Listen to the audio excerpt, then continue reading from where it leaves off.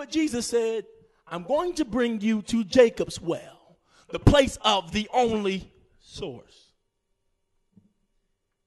If you even study Jacob's well in depth, you will find out that Jacob's well in width was 9 feet, but in depth it was 75 feet.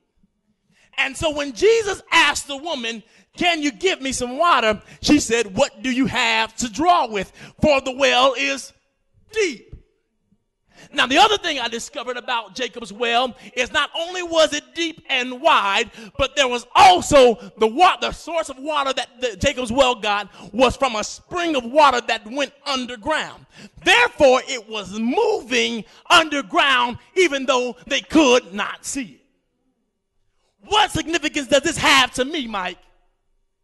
The reason why God is telling us to trust him in the midst of the circumstance is because there's something underwater that's moving, that God's orchestrating. But even though we can't see it, he said, just believe me, because there's a spring of water that's flowing.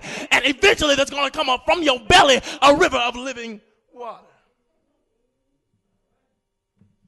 God is working when we don't see it. Everybody say that. God is working when I don't see it.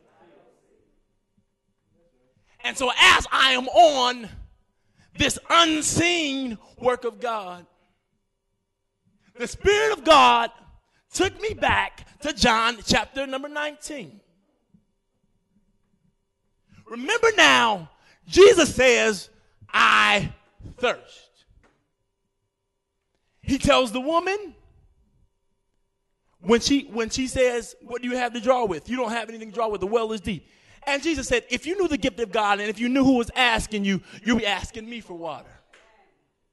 So when you even see the water in the scripture, the water refers to the very Spirit of God. He said, if you ask me for this water and I give it to you, you ain't going to thirst again.